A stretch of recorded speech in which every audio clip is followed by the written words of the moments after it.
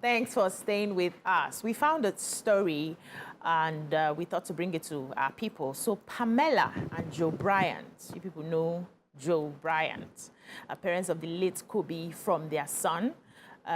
They said he'd been estranged from their son. So that's the parents of Kobe Bryant. Were not probably in good terms with him before he passed. And especially since he married his wife, Vanessa Bryant. Now they had to put up for sale his championship ring that the basketballer won, a long time ago, and he gave them that in, I think, 2000 for a mere 30,000 US dollars. They want to sell it because they are looking for money to be able to feed. Now, what around town is that his wife Vanessa is sitting on a lot of money and has refused to help the parents of her late husband financially, and they are broke. Now, the question, a lot of people are talking about it, who is entitled to the assets of a dead man? Is it his parents? Is it his wife? Is it his children? Or how does he leave his wealth as he's going to his family members? And I would like us to unpack the story, not so much about the Kobe Bryant situation, but how we can make it relatable to what happens here when a loved one passes on, probably a wealthy loved one, and how they're able to share the assets. That's what we're going to be talking about today. You can join the conversation and call us on 0810764169 or 0902416344. You can tweet us at TVC Connect using the hashtag TVC. So when I saw the story, and a lot of people were talking about it. She's a wicked woman. She's this, she's that. The parents are struggling. She has how many $1 billion, and she's not even sharing with them. She's not leaving any money with them. They had to resort to selling his ring to be able to raise money to feed and all of that. And some people were for and against. I know it's not her responsibility to take care of them. They were not in good terms before the husband died. So why would she take off? Some people are saying, apply human kindness now and help these people out. But I would like to come to the ladies and find out what your thoughts are on the matter, and also make it relatable to what we see here. If you've had experiences of people around who have died and how they were able to share the assets, let us know. Well, unfortunately, this is a story abroad, but we here, the way our religion, especially Islamically, it has really solved problems like this. Okay. So when you die, your property is going to be shared after 40 days. Okay. It's going to be shared equally. And if your parents are still alive, they are going to be part of the people that the wealth will go to. Okay. They will share it equally. So I think the guys have the half, right, Nima? And then the girls in the family have 1/3. Two of what the girls get, the woman gets. Yes, so they get 2 of what the girls, that's the guys. And also so they get twice what the girls will get. Yes. But the girls get something. Everybody gets everything. something. In fact, even if if maybe, for example, you are adopted and you've been in the with the family for a very long time, you get something. You get something once the person dies. So it's already, it's a problem that has been seen, and it has been sorted out, resolved. So once somebody dies, it's already. But what do you think about this woman who they are accusing of sitting on money and then the parents are suffering? They are not even in good terms with the parents. He was not even in good terms with the Kobe before he died. And now they're, but I don't think that she's obligated to do anything for them. I don't think so. But I think they should beg or should talk to her or something. Hey, God, they are broke. Who's going? I'm going, She's going. They don't have to beg. Her experience. And if while he was alive, he wasn't in good terms with them, I'm certain his wish would not be to be exchanged from his parents for even in death. People should let time heal things. And as women, we must be that bridge that we are made to be, nurturers, building the bridge to make things easy. Not all marriages start well. Nobody likes most wives when they come in. Yeah, when they come in, right? So don't make permanent enemies of your children's grandparents. Make with the wives now. She has kids for this man. Yeah. And those are their grandparents. They share a lineage, a bloodline with those people. Yeah. Even if they are the worst kind of people, you married a product of them. You are married and a billionaire today because they raised their son. Now. They don't have to beg. Now. Because it happens here too. Okay. I had to do an estate of a late man, and the wife was, at the time of the passing, she don't tire for the people. This from her stressed her. husband's side. Wow. So I knew she had a good case. You know, she had every reason to be tired, angry, and everything. And she sat in the office. One time I came in, and my partner was already on the deal. I just took her into my space, and I had a good talk with her. And I hope it applies. Because fortunately for her, she has only a child for him, a girl. And I kept saying to her, she is of them. That's a child. The child. Don't forget, you know, that she is of them. And it is not... To continue toxicity is to say, don't be your father's people. Hate them. I don't buy into that. You know, I'm from a marriage. I had my trying times in my marriage. He was, if I tell you, say he's crazy, mad. Yeah. You know, he was. But my goal is not to exchange my children from their bloodline. No, never. I will find a way to make it work because, you know... Even against your husband's wish? Even against my husband's wish, because my husband is Muslim and I want him to be in Jannah. And he will not be in Jannah if he's estranged from his parents. Yeah, that's true. Yes, if I truly love him, I want good for him. I don't want him to be a child who cannot approach God's own paradise because he has defiled the rules of God on earth, which is to honor and care for his parents and not... No matter how toxic they are. No matter how toxic. So you stay away from the toxicity. As a child, there's a place where you can build a boundary to in Islam. But to cut off, no, you cannot. Yes, you cannot. And so if that was happening, I want to believe Kobe died young.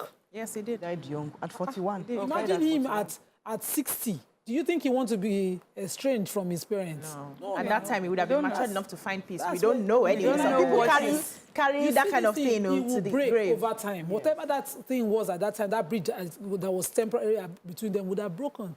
And so we must remember to play that role. Then in Islam, the portions are clear. If he's survived by his parents, it's 1/6 of his estate. The wife is 1/8. If they have children, the girls get 1 and the boys get 2 of whatever the girls get. There's a way you break it. The Quran spells it out. The Quran did not allow anybody to break ties of kinship to the extent you're exchanged from parents. And so we must keep this large generosity of the heart. You know, you might even get, at the end of the day, a bigger percentage, but at least, who are his dependents? You know, laws in Nigeria now, our administration of estate laws, are started to cover this area. Let's also get a few more thoughts. We'll come back to... Because if you we people have leave given us your religious perspective. Yes. Miriam, give us the worldly perspective, please. No, Thank give you. you what my But perspective can I is. pause you and take this call? Then I'll come back to you so I hear everything you're saying in full. We have a caller on the line. Good morning. Kenneth, good morning. Good morning. Speak up, please, so we can hear you. Good morning. Okay, now coming from the call. I'm the first-time caller. Welcome to the show. I'm a first-time caller. Okay, what I said is my own I go to Ramatu. Well, Ramatu is a Muslim, right? Yes, she is. And she's from us. Yes, she is. Okay, Ramatu, can you remember the added in the note that says if in the Machita Hefama Muji, Taka Mama Komi, Machita Hefama, Taka Mama Komi, she has finished everything for even raising that man. Can you hear her? Sharing, ana sharing, Islamically yanda ake sharing, ana sharing in shi maza da mata at the same time ai. Sannan kuma yanda Nima ta faɗa ta ce wai portion guda biyu na mata shine za a ba mijin. Maza. So kowa na da nashi. Shine za a ba mazan. Okay, I need a bit of interpretation. What just happened? So just Okay. Yeah, so she's saying that that once you give birth to a guy, that means a man is like the head and he gets everything. And I'm like, no, Islamically, it is shared.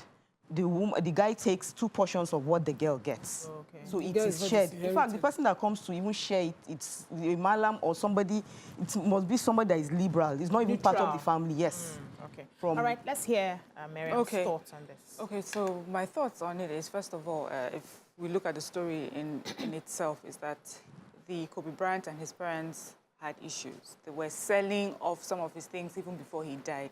And it hurt him so much, he wrote a book about it, he talked about it. He felt that he had done a lot for them as parents. And, you know, the way the story was told, it's as if they wanted more.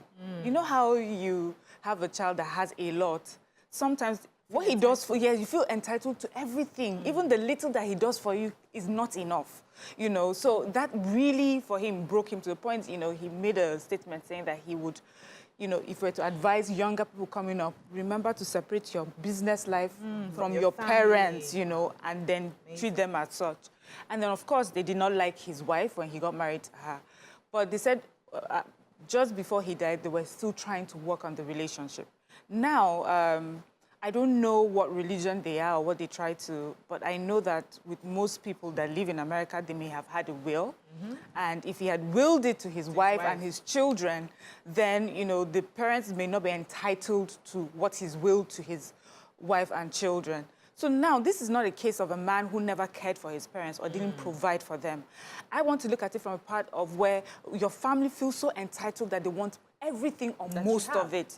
So let's say the wife is able to give, you know, as much as what the husband was giving his parents. Maybe he was giving them 10% of something or 12% of something. Or put them on monthly salary. Yes, and she's able to continue that. But they are thinking, well, you live in this big house, and you're flying here, and you're doing this, and your children, we want more. What is a wife really supposed to do at that time? That means you're being greedy. Yes. Do you understand? So, if they were in penury and they were on the streets, of course, people are going to look to her that, would you leave them in such a state? But these are not people who are living in abject poverty. These are people that even while he was alive, they were selling off things that he would have kept for, that belonged to him and would have, you know, maybe earned him even more money if he wanted to sell it. So they don't come across to me as parents who are left to vulnerable and they are left to suffer, and they've been so good and so kind, and see how they are treating them. These are parents that feel quite entitled to much more than they have been given. And there are situations like that in Nigeria. I mean, that's our story. A widow, a woman recently widowed, or before they finished announcing the death of her husband, the family will come in, they're trying to take everything. Or whatever it is that is done for them is not enough, because no, you know, everything. How is it that the wife is the one that is getting all this? But you forget that this wife has birthed these children, that are your grandchildren. Whatever it is that they have as a family is for the good of your grandchildren. I know parents that till tomorrow, they don't have as much as their children, but they will make sure that my grandchild, see this, my 5 naira, yes, I'm make keeping sure it for you. Every month they will send it. Not that they need it. It just shows that concern and that you're not entitled. Whether we like it or not all parents are kind or have common sense. I'm looking for the best word to use. Some parents are toxic, and you need to find a way to protect yourself and protect your family while doing the best you can for them. But don't let them guilt trip you, you know, to the point where it feels, no matter, you know, I have to get to a point where I give up everything for them to be happy. No. So that I would have been able to please the society where everybody's God saying, and everything. But let's take this call and come to you. We have Festus from K2. Good morning, Festus. Good morning, everybody. Good morning, sir. This story baffles me. Because if I believe here in Nigeria that in America they have provision for aged people. That if you are old, the government will take care of you, this and that. Now we begin to see their secret. It's an eye-opener for those of us who think maybe Nigeria is suffering this and that, this and that, this and that. Now, in that place where this thing is happening, they have their own law there. We cannot use our own law or our own tradition to judge them. The law of that land should take care of this type of situation. Now, let us look at it morally. The wife, I don't know the arrangement, maybe between her and the husband, because we are only guessing.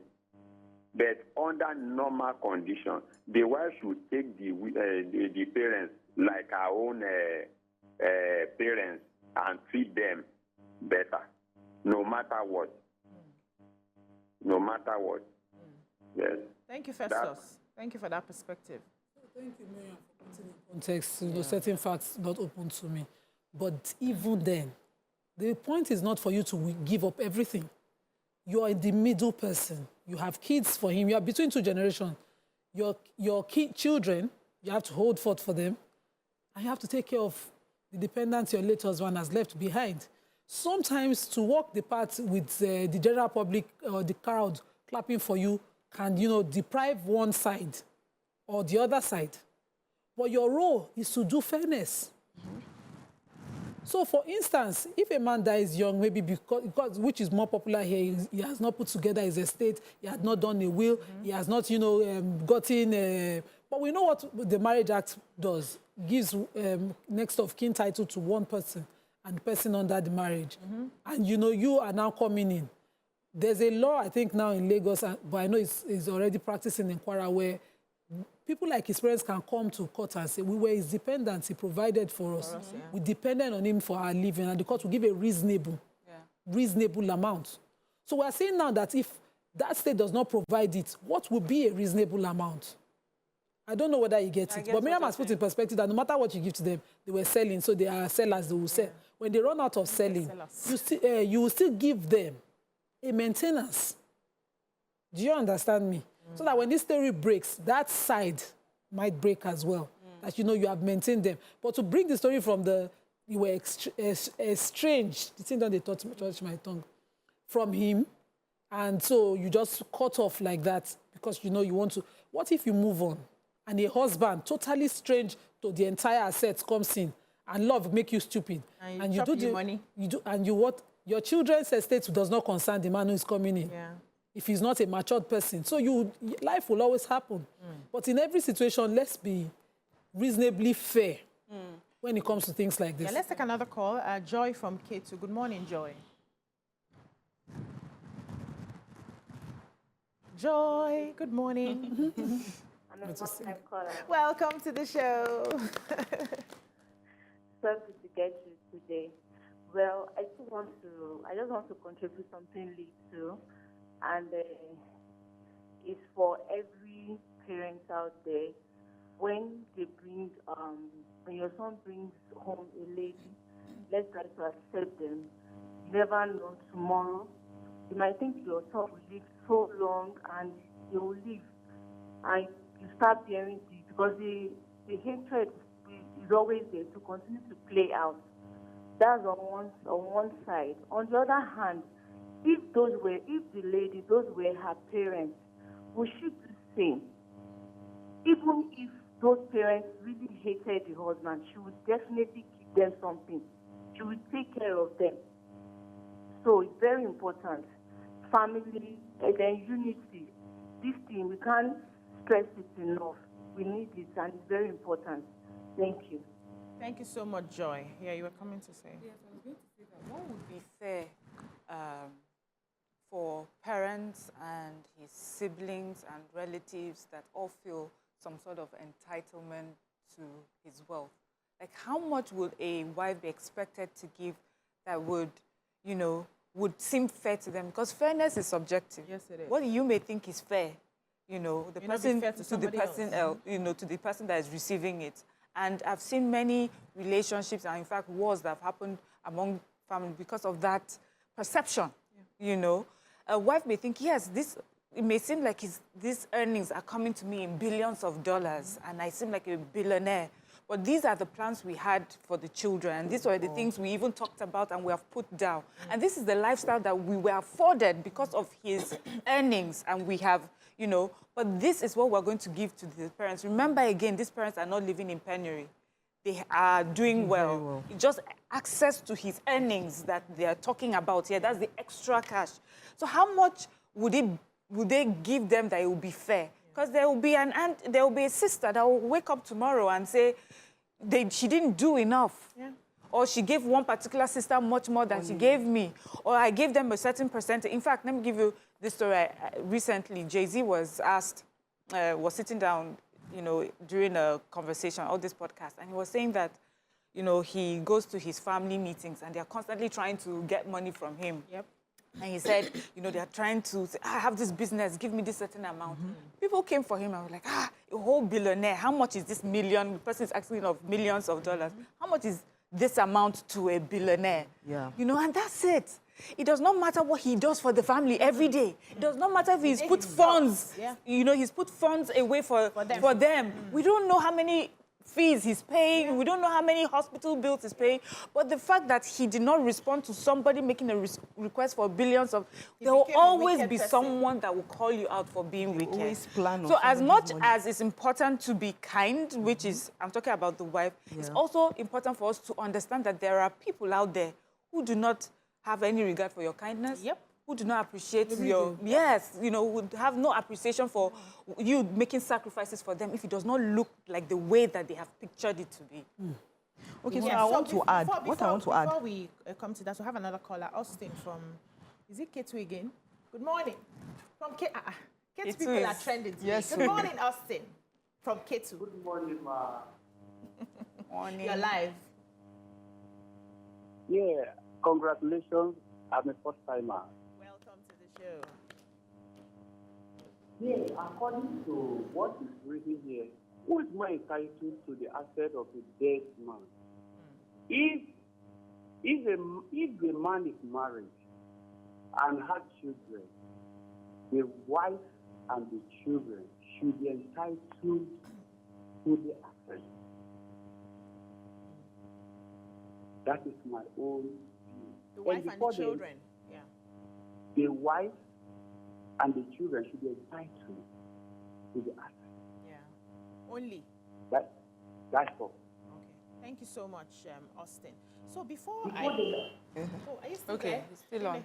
Okay, I think it's gone now. So let's unpack toxic parenting for a bit. Okay. And also give context to, you know, the story, just like Miriam had helped us do earlier. We were also told that these particular parents did not attend his wedding. His parents and the siblings, they didn't show up. We were also told that they kept selling some of his properties even while he was alive. So this shows me the kind of character these particular parents in question have. And there's something I know about Africans, for instance. We always want to believe at the end of the day that our parents are right. These people are in America. Their culture is different from ours. They call it what it is, right? No matter how old you are, if you carry your bad behavior to their corner, you will collect.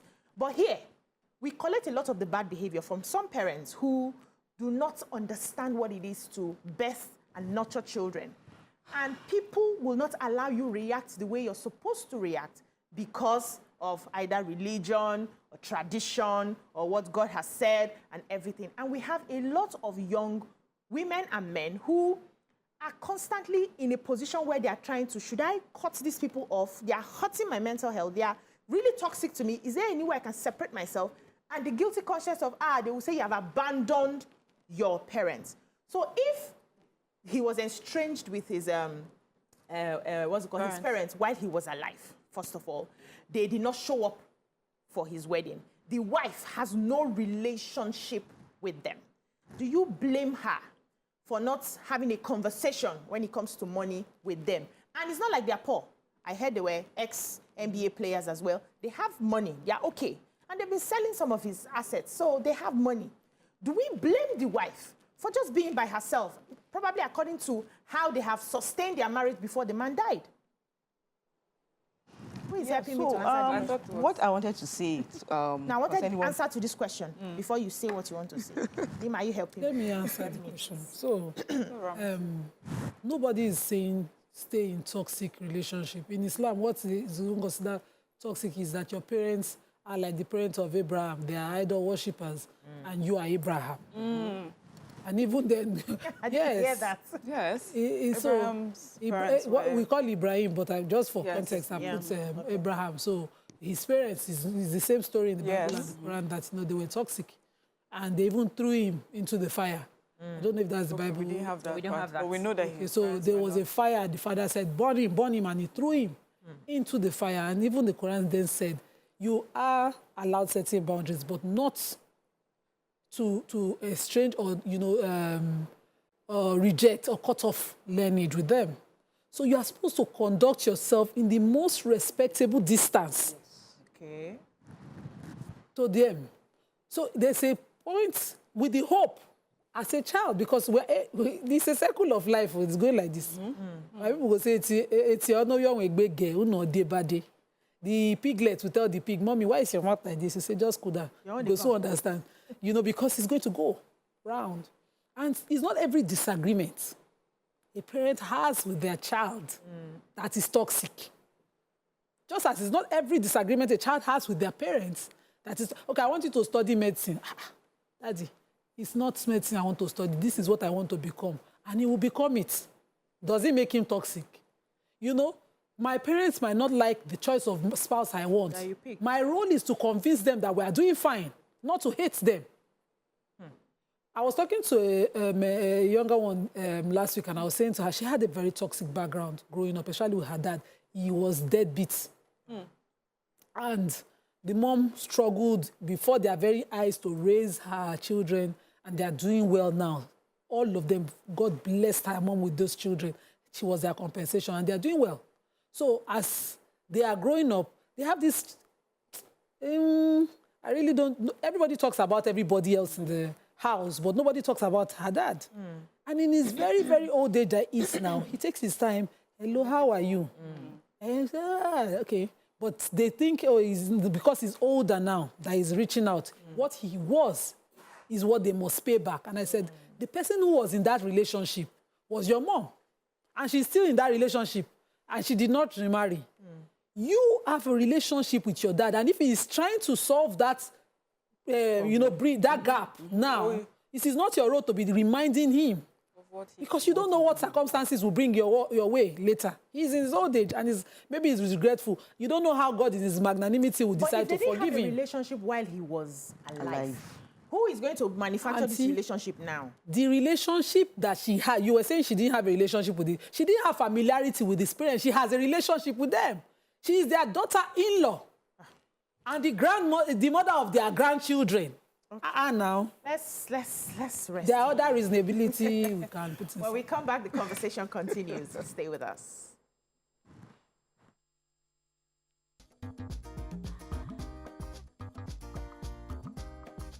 Stay tuned. Your View will be right back.